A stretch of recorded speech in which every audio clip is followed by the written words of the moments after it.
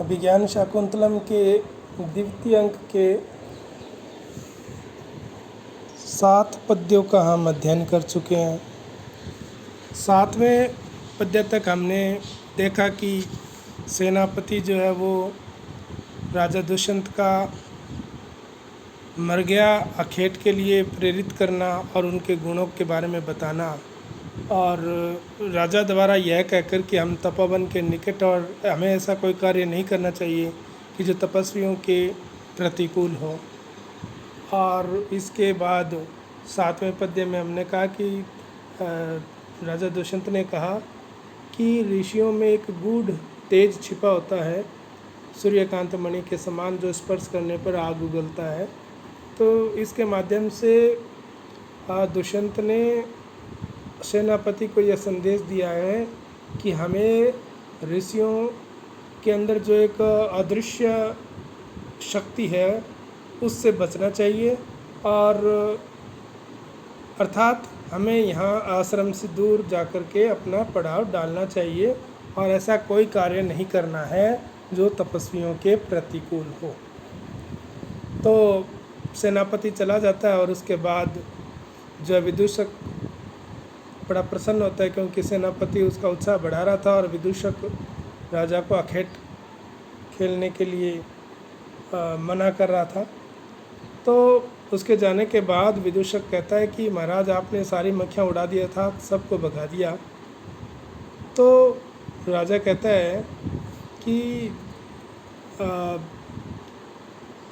आगे चलो। तो विदूषक कहता है महाराज आप आइए। इस प्रकार वो दोनों आगे चल कर के एक शिला तट पर बैठते हैं और राजा जो है अपने प्रिय मित्र विदूषक को कहता है कि हे माधव्य, तुमने अपने नेत्रों का लाभ प्राप्त नहीं किया, यानी कि नेत्र दर्शन का जो लाभ तुम्हें नहीं हुआ, क्योंकि जो देखने योग्य वस्तु है वो तो तुमने देखा ही नहीं। तो विदूषक बड़ा स्पष्ट रूप से कहते हैं कि मेरे सामने तो आप है, अर्थात आप ही मेरे लिए देखने योग्य है और आपको मैं देख रहा हूँ। तो राजा कहता है कि हाँ, सभी लोग अपने आत्मीय को ही सुंदर समझते हैं। अरे मैं तो इस आश्रम की जो शोभाभूत, इस आश्रम की जो शोभा का कारण शकुंतला है उसको लक्ष्य करके कह रहा हूँ, मैं तो उसके बारे में कहना चाहता हूँ। तो विदूषक मन में कहता है अच्छा, तो मैं इस राजा को इस संबंध में कोई अवसर नहीं देना चाहूँगा बात करने का। और वो कहता है कि महाराज, आप तपस्वी कन्या के बारे में बात कर रहे हो, आप तपस्वी कन्या के इच्छुक दिखाई पड़ रहे हो। यानी कि कहने का भाव है कि तपस्वी जो कन्या है वो ब्राह्मण कन्या है, और आप एक क्षत्रिय और ब्राह्मण कन्या के बारे में आपका सोचना ही जो है उचित नहीं है। यह संदेश वो उसे राजा को देना चाहता है, और राजा इसी बात को स्पष्ट करता है इस अगले पद्य में कि वो जो शकुंतला है वो मेरे ग्रहण करने योग्य है। अर्थात वो ऐसी बात नहीं है कि वो ब्राह्मण कन्या है, वो इसको स्पष्ट करना चाहता है कि वो किसकी संतान आखिर। वो इस पद्य में कह रहा है,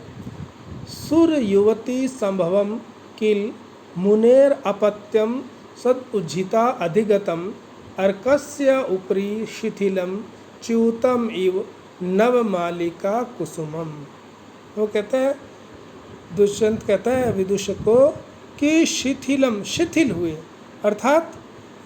शिथिल होकर के अर्कस्य उपरि च्यूतम, अर्क के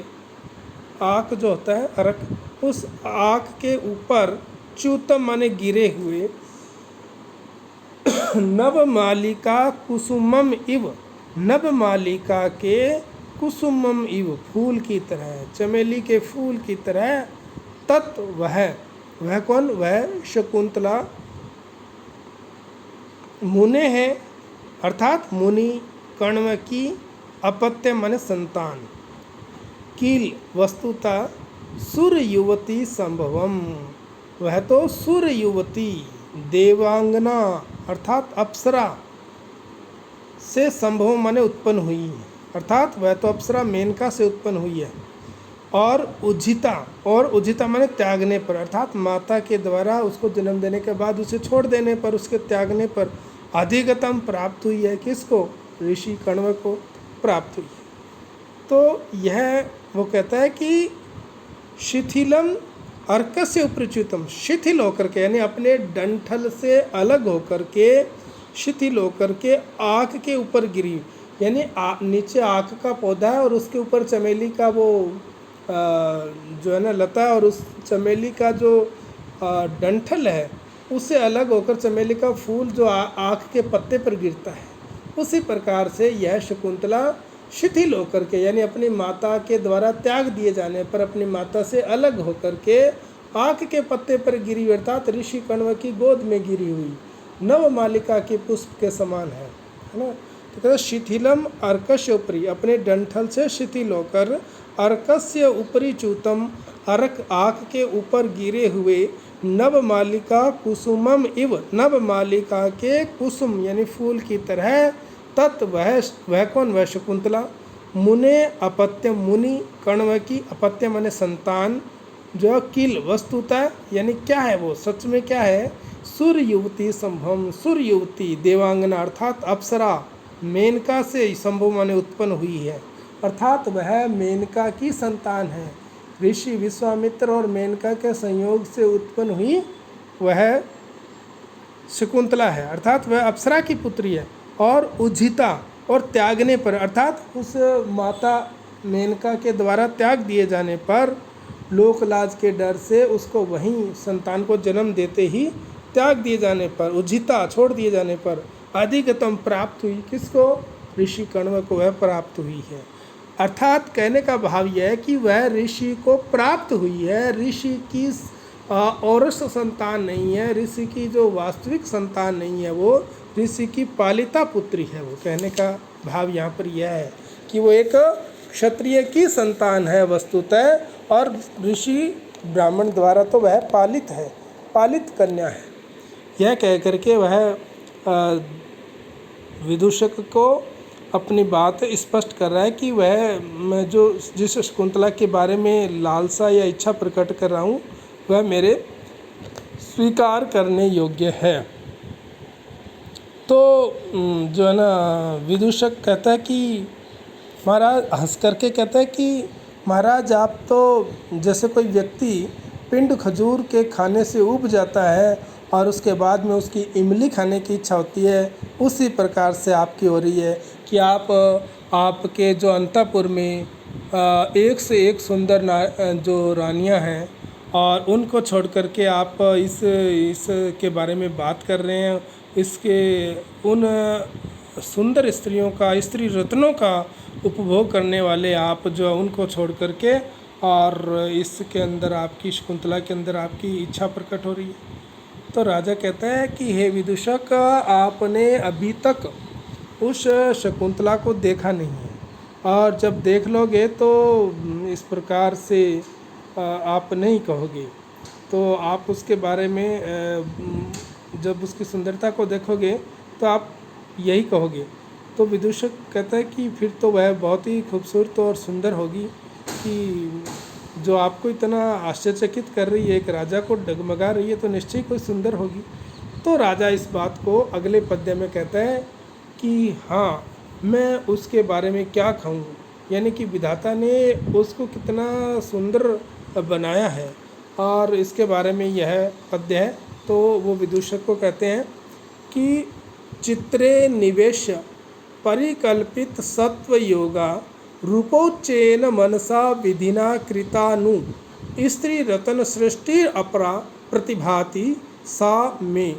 धातुर्विभुत्वम अनुचिन्त्य वपुश्च तस्याः। धातुर्विभुत्वम अनुचिन्त्य वपुश्च तस्याः। विदूषक को राजा कहता है कि मैं उसके बारे में क्या कहूँ। कहता है धातु, धातु यानी विधाता, जो इस सृष्टि की रचना करने वाला जो रचनाकार है, ब्रह्मा सृष्टा,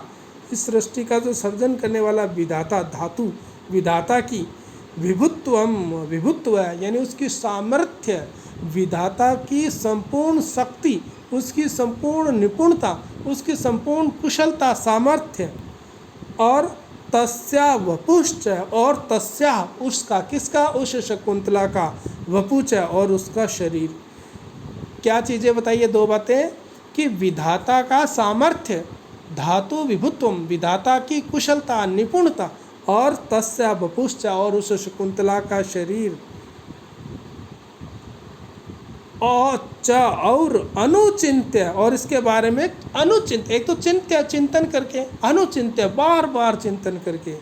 यानी कि विधाता की शक्ति सामर्थ्य में और शकुंतला के शरीर के बारे में बार बार चिंतन करके, बार बार सोचने पर, मैं मुझे सा वह कौन, वह शकुंतला,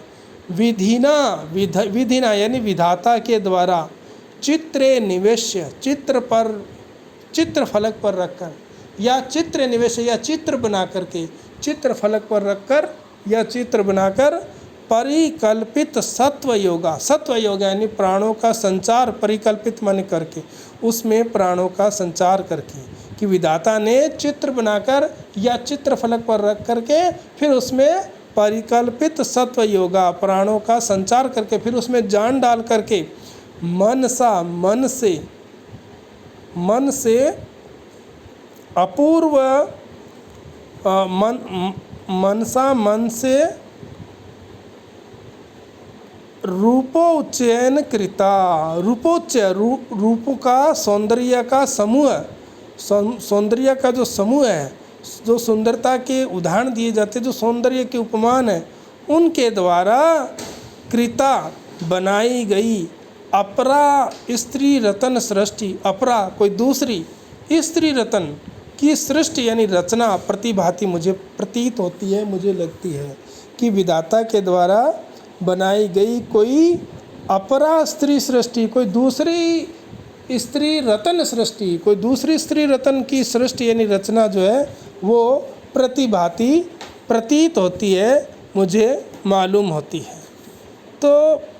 कहते हैं कि विधाता ने जिस अपूर्व स्त्री रतन की रचना करना चाहते थे, उसको विधाता ने पहले चित्र बनाया, और चित्र बनाने का तात्पर्य ये है कि चित्र में जब कोई हम कच्चा चित्र बनाते हैं तो उसमें कोई त्रुटि होने पर उस त्रुटि को मिटा सकते हैं, यानी कि उस भूल को सुधार सकते हैं। तो इस प्रकार से पहले उसका चित्र बनाया, और फिर चित्र बनने के बाद ये तय हो गया कि हाँ, अब ये जैसा मैं बनाना चाहता था वैसा चित्र बन गया है। तब उसमें परिकल्पित सत्व योगा, उसमें प्राणों का संचार किया, फिर उसमें जान डाली। होता क्या है कि पहले तो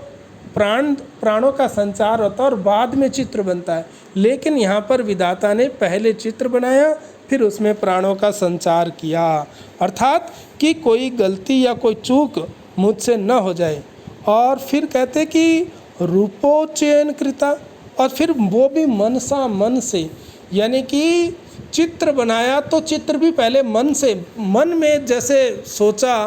कि ऐसा ऐसा इस प्रकार का मुझे आकार देना है, तो मन से आकार बनाया, क्योंकि मन से आकार बनाने में मन से उसको पुनः अगर पसंद नहीं आए तो दूसरा आकार दिया जा सकता है। तो इस प्रकार मनसा, मन से, रूपोच्चयन, रूपों का समूह, सौंदर्य का जो समूह है, इस सृष्टि में जितने भी सौंदर्य के उपमान हैं, चंद्रमा है, कमल है, मीन है, इन प्रकार की जिन जिन की हम उपमाएं देते हैं, उन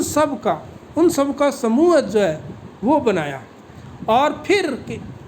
उससे बनने के बाद एक अपरा, एक दूसरी ही स्त्री रतन सृष्टि, स्त्री रतन यानी सुंदर स्त्रियों की सृष्टि, यानी कोई दूसरी रचना है। कहने का भाव ये कि बहुत ही अद्भुत और अद्वितीय ऐसी सुंदर स्त्री की रचना विधाता ने की थी। अब कुछ लोग इसका अपरा का मतलब दूसरी सृष्टि रतन रचना, दूसरी सृष्टि रचना मानते हैं। तो उनका कहना यह है कि पहली तो जो स्त्री रतन थी, जो सबसे सुंदर स्त्रियों की जो सृष्टि थी वो लक्ष्मी थी, और दूसरी जो है वो ये शकुंतला बनाई गई है। इस प्रकार से इसका दूसरी अपरा सृष्टि का, अपरा स्त्री रतन सृष्टि के बारे में कहते हैं। तो कहने का भाव यह है कि हे विदूषक, तुम उसके बारे में मैं क्या कहूँ कि विधाता ने बड़ा ही पूरा अपना जोर लगा दिया इसको बनाने में, कि पहले उसकी अपने सामर्थ्य के अनुसार, देखो अपना पूरी ताकत लगा दी, अपना पूरा सामर्थ्य विभुत्व, वो कहते हैं कि धातु विभुत्वम, विधाता का सामर्थ्य, और तस्या वपुच, और उस शकुंतला के शरीर को अनुचिंत्य में बार बार चिंतन करके, क्योंकि मैं बार बार सोचता हूँ कि विधाता की शक्ति इतनी और उसका शरीर, इन दोनों को बारे में मनन करके, और मुझे लगता है कि विधाता ने उसे चित्रफलक पर बना करके और फिर उसमें प्राणों का संचार किया है, और फिर बड़े मन से रूप सौंदर्य की जो समूह है वो बनाया है। इस प्रकार से विधाता की कोई दूसरी एक अनुपम, एक अद्वितीय सृष्टि, सुंदर रतन, स्त्री रतन, सुंदर स्त्री की रचना की है। तो बहुत ही अद्भुत कवि की यहाँ पर कल्पना है।